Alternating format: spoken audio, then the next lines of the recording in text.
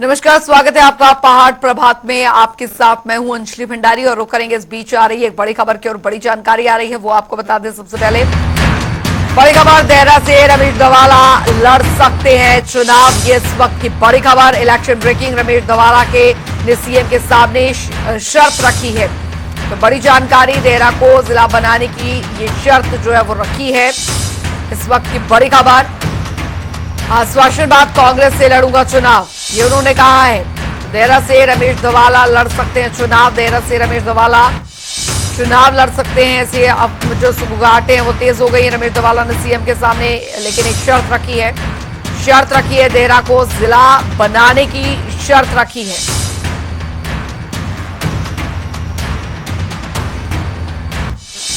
तो बड़ी खबर, देहरा से रमेश धवाला लड़ सकते हैं चुनाव। फोन किए थे और फोन किए थे तो मैंने भी अपनी शर्त जो है वो बता दी थी कि ठीक है, अब हमारी उम्र भी जो है वो बढ़ती ही है, लेकिन ये एक मौका था। अब पार्टी ने तो डिसाइड कर लिया है, लेकिन कांग्रेस के मित्र जो हैं वो मेरे पास आ रहे हैं। तो मैंने उनको एक ही बात कही थी कि मैं जब 98 में इंडिपेंडेंस जीता था तो मैंने एक वायदा किया था कि देहरा को जिला बनाएंगे। तो मैं 2-3 मांगे और थी, छोटी छोटी मांगे जो वो और थी, वो मैंने उनसे जिक्र किया था कि मेरा मैसेज जो है वो आपको मुख्यमंत्री तक पहुंचा दे। अगर उनकी इच्छा होगी टिकट देने की तो मैं देहरा के विकास के लिए मैं कुछ भी कर सकता हूँ। और रुक करेंगे। इस बीच आ रही एक बड़ी खबर की और बड़ी जानकारी आ रही है, वो आपको बता दें। बड़ी खबर, बड़ी जानकारी, बहुचर्चित मुख्य आरक्षी गुमशुदगी मामले से जुड़ी आ रही है। 4 दिन से हेड कांस्टेबल जसवीर सैनी थे गुमशुदा। ये इस वक्त की बड़ी खबर। हरियाणा में मिला लापता हेड कांस्टेबल। तो बड़ी जानकारी, नारायणगढ़ इलाके में मिला, हरियाणा में मिला है लापता हेड कांस्टेबल। नारायणगढ़ इलाके में मिले हेड कांस्टेबल। 4 दिन बाद लापता हेड कांस्टेबल मिले हैं। तो बड़ी खबर, मुख्य आरक्षी गुमशुदगी मामले से जुड़ी बड़ी खबर। 4 दिन बाद हेड कांस्टेबल मिले हैं, ये इस वक्त की बड़ी खबर। नारायणगढ़ इलाके में मिले हैं ये हेड कांस्टेबल। 4 दिन बाद लापता हेड कांस्टेबल मिले हैं। बहुचर्चित मुख्य आरक्षी गुमशुदगी मामले से जुड़ी बड़ी खबर। 4 दिन से हेड कांस्टेबल जसवीर सैनी गुमशुदा थे।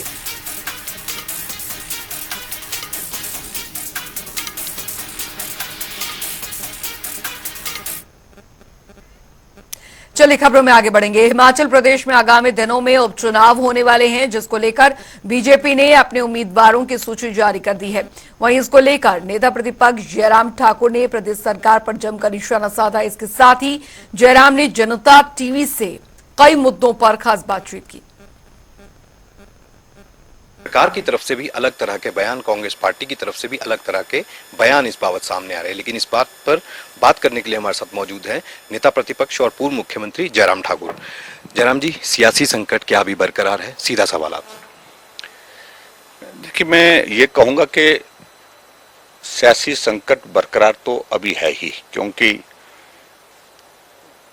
उनकी टेक्निकल चीज़ों पर सरकार सुरक्षित है अभी, लेकिन जो दौर आ रहे हैं, अभी 3 उपचुनाव और आगे, सीपीएस के मामले अभी तक जो है उसमें जजमेंट जो है वो रिजर्व है। तो ये सारी चीज़ें उस दिशा में हैं जहां संकट को नकारा नहीं जा सकता है। लेकिन इसके साथ ही, क्योंकि आज ही फैसला रिजर्व किया है और 3 अलग अलग पिटीशन जो है वो इसमें रखी गई थी, आपको आखिरकार ऐसा क्यों लग रहा है? क्या इसका आधार है कि सियासी संकट है? क्योंकि राज्य सरकार तो कह रही है कि बहुत बड़ा षड्यंत्र था जिसे उन्होंने, वो मिशन लोटस जो है फेल कर दिया सरकार। देखिए, मिशन लोटस तो अभी तक हुआ नहीं है और ना करने की आवश्यकता है। सरकार अपने कर्मों से जो है वो संकट में है। अब 3 विधायक निर्दलीय जो उनको समर्थन दे रहे थे, बिना शर्त समर्थन दे रहे थे, क्या गुनाह कर दिया उनने अगर उन्हें राज्यसभा के लिए भारतीय जनता पार्टी को समर्थन दे दिया? कि आप उनके परिवार के पीछे पड़ जाओ, आप उनके परिवार के जो कारोबार है उनको बंद करने में लग जाओ, आप उनके परिवार को प्रताड़ित करने में लग जाओ। और ये ऐसे देखने को बहुत कम मिलता है जब निर्दलीय विधायकों ने त्यागपत्र ही दे दिया कि रोजाना के दबाव से, रोजाना के सरकार के इस प्रकार के व्यवहार से बेहतर है कि हम सामने ही खड़ा होकर के दिखना चाहते हैं। इसलिए उन्होंने कहा कि हम निर्दलीय विधान सदस्य के नाते त्यागपत्र देते हैं और भारतीय जनता पार्टी के विधायक बन करके विधानसभा के अंदर प्रवेश करेंगे। तो ये बहुत बड़ा फैसला एक निर्दलीय विधायकों ने लिया है, क्योंकि सरकार ऐसा समझती है विधायकों की कि वो निर्दलीय विधायक जो चुन करके आए कि वो उनके ही कहने पर चले। तो मुझे लगता है कि वो उचित नहीं है। ये 3 उपचुनाव हो रहे हैं, भाजपा ने अपनी प्रत्याशियों की सूची जो है कल जारी कर दी है। क्या कितना दावा है कि तीनों सीटें जो है वो आ जाएंगी? क्योंकि 6 आपने उन कैंडिडेट्स को भी अपना कैंडिडेट बनाया था, उन नेताओं को जो कि कांग्रेस छोड़ के बीजेपी में आए थे, क्रॉस वोटिंग की थी। फायदा होगा इससे क्या? हमारा दावा बड़ा सीधा है, तीनों विधानसभा जीतेंगे हम, उपचुनाव जीतेंगे हम। और इस दावे की कोई विशेष वजह? वजह यह है कि उनके साथ अन्याय हुआ, गलत हुआ है।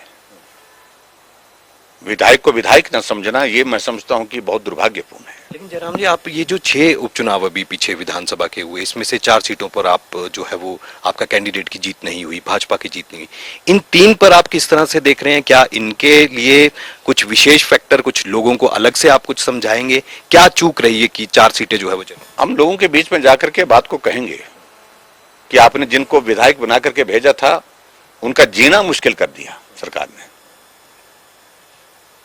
और ऐसी सूरत में उन्होंने एक जनप्रतिनिधि होने के नाते जो भूमिका निभानी थी, उस भूमिका को निभाने में उनमें उनको बहुत बड़ी कठिनाई का सामना करना पड़ रहा था। इसलिए उन्होंने फैसला लिया है और मुझे पूरा भरोसा है जनता साथ में होगी।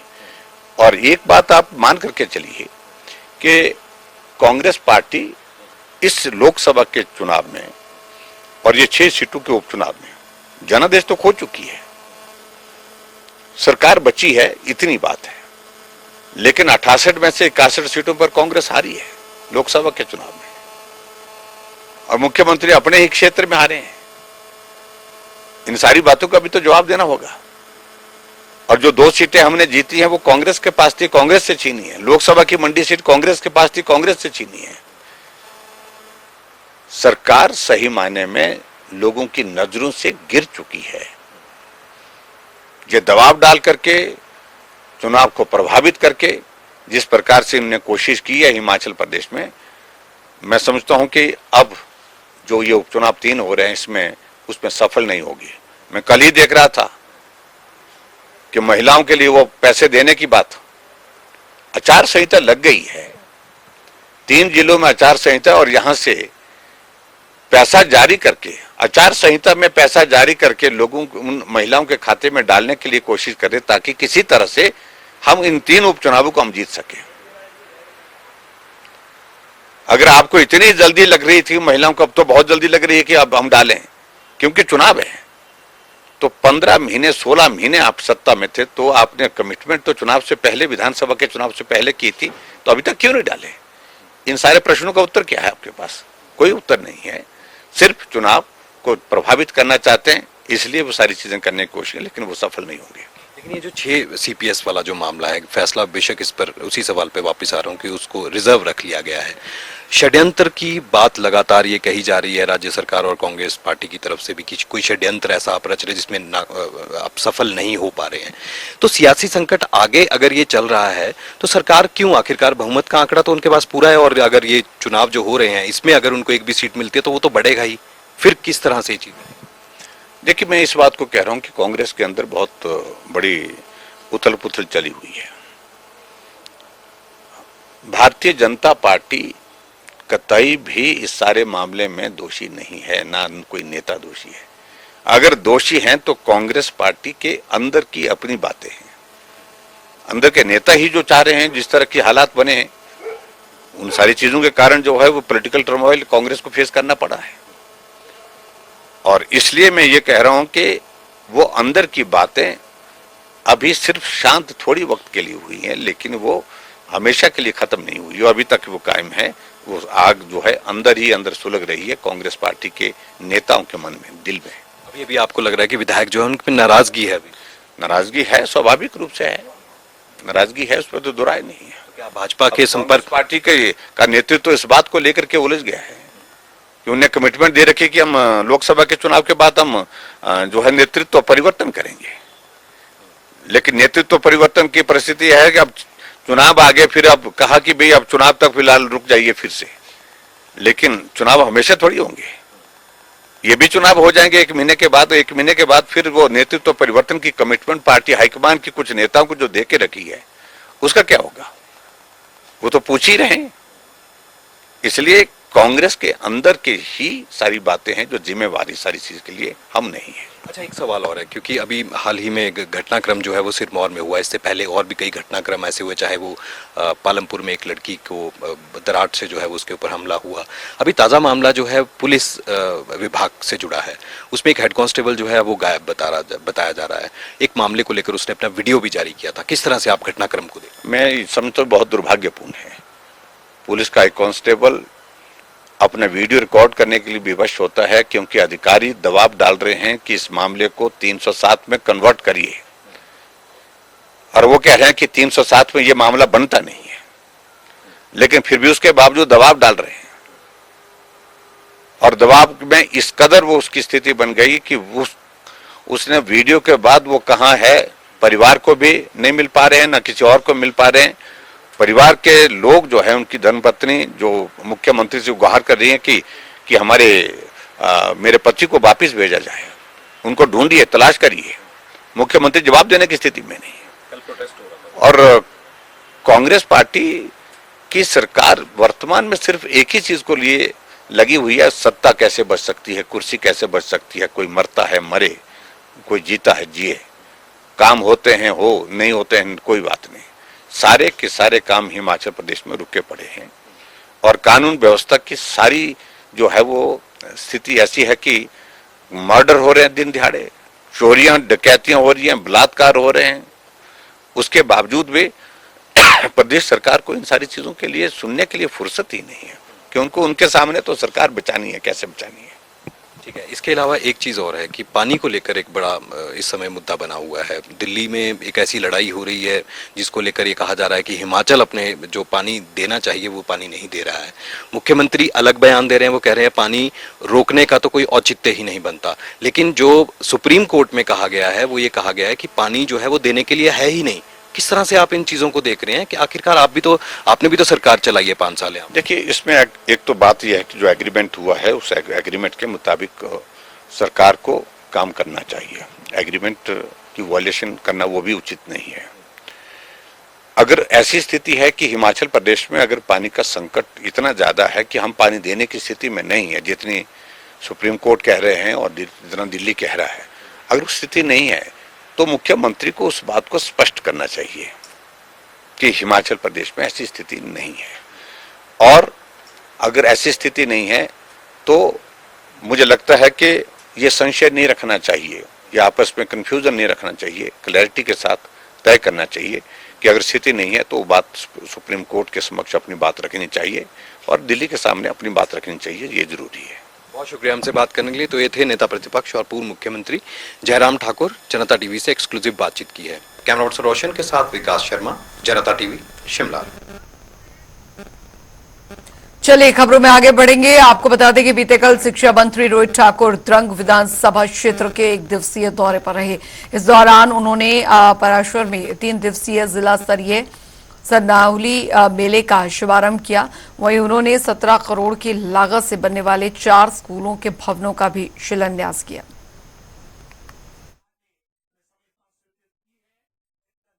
सेकेंडरी स्कूल ये भी हमारा महत्वपूर्ण स्कूल है। इसके लिए 90 लाख की राशि शिक्षा विभाग ने पीडब्ल्यूडी विभाग को 15 मार्च को सबमिट कर पिछले वित्तीय वर्ष में, क्योंकि 1 अप्रैल के बाद आपका नेक्स्ट फाइनेंशियल चला है, 90 लाख की राशि इसके लिए स्वीकृत हो चुकी है। और इसके अलावा हमारा घरान में जो हमारा गवर्नमेंट सीनियर सेकेंडरी स्कूल है, इसके लिए भी 1 करोड़ 60 लाख की राशि हमारी शिक्षा विभाग ने सुखविंदर सिंह सुक्खू जी की सरकार ने, मैं समझता हूं, स्वीकृत की है। मुख्यमंत्री ठाकुर सुखविंदर सिंह सुक्खू जी के आशीर्वाद से इन सभी स्कूलों के लिए प्रथम चरण में लगभग कोई, मैं समझता हूं, लगभग कोई 6 करोड़ के आसपास की राशि इसके लिए स्वीकृत हुई है।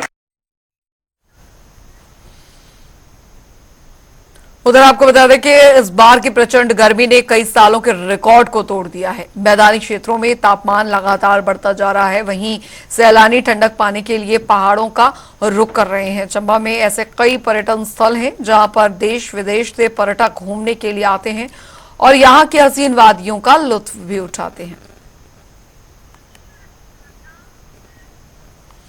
उधर पांवटा साहिब में जनता टीवी की ओर से दिखाई गई खबर का असर भी हुआ है। बीते दिनों नवादा प्राइमरी स्कूल में जहां पर ग्रामीण ताला लेकर पहुंचे थे, साथ ही ग्रामीणों ने प्रशासन को चेतावनी दी थी कि अगर स्कूल में दूसरे शिक्षक को तैनात नहीं किया गया तो फिर स्कूल में ताला लगा दिया जाएगा। जिसके बाद अब शिक्षा विभाग ने तुरंत प्रभाव से कार्रवाई की है और स्कूल में दूसरे शिक्षक की भर्ती की गई है। वहीं ग्रामीणों ने एक्शन लेने के लिए शिक्षा विभाग का आभार व्यक्त किया।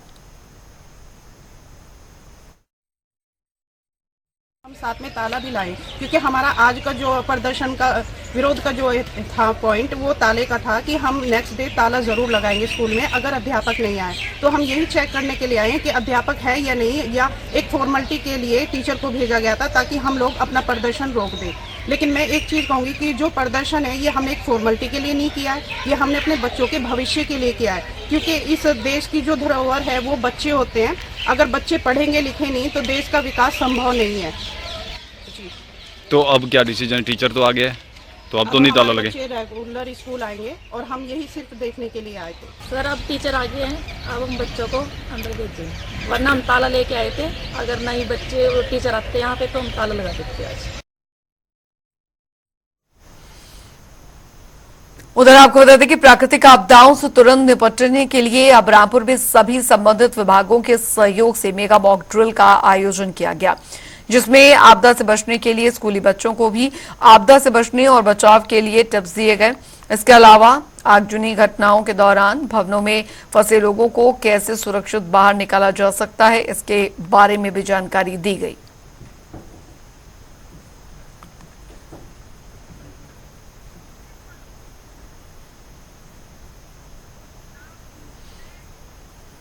उधर देश भर में गर्मी का कहर जारी है। तपती धूप में लोगों को काफी दिक्कतों का सामना भी करना पड़ रहा है। एक तरफ जहां पर पीने के पानी की समस्या हो रही है तो वहीं पेयजल की स्कीमों से पीने के पानी की आपूर्ति की जा रही है, जिसके चलते जल शक्ति विभाग समस्या से निजात पाने के लिए मानसून का इंतजार कर रहा है और साथ ही साथ लोगों से लगातार जल संरक्षण करने की अपील कर रहा है।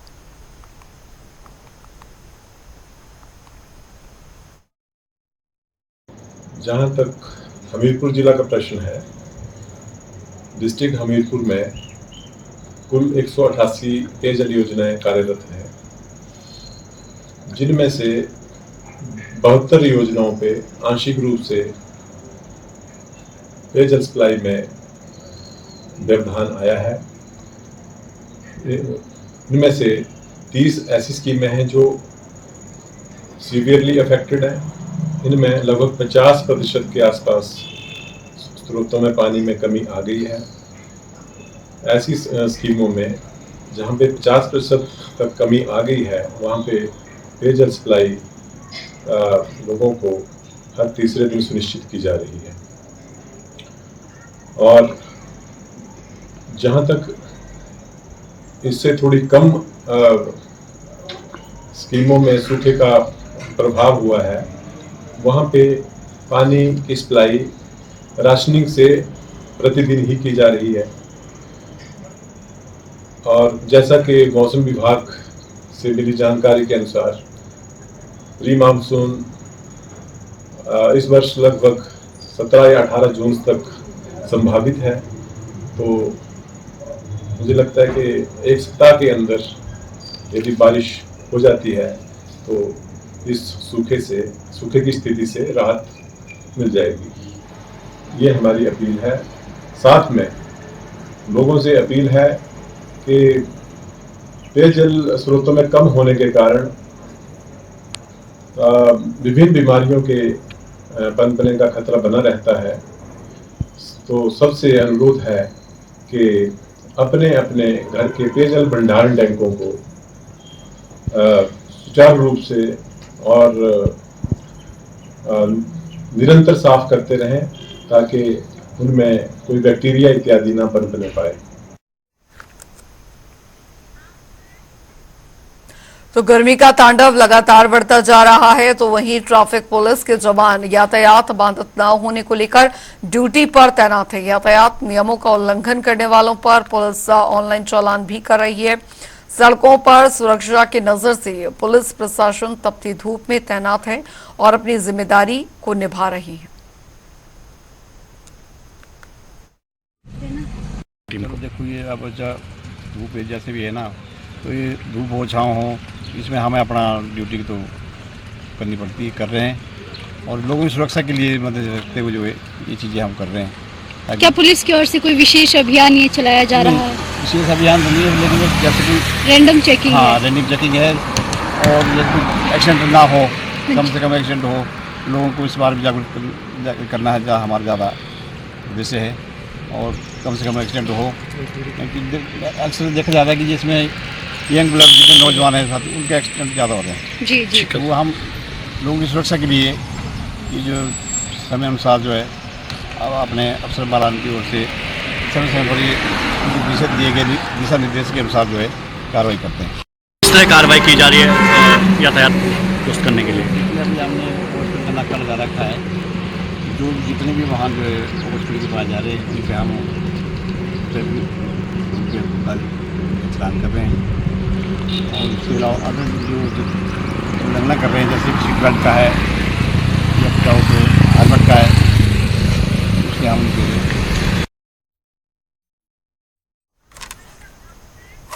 चलिए इसी के साथ पहाड़ प्रभात की खबरों में अभी के लिए फिलहाल इतना ही। वक्त एक छोटे से ब्रेक का।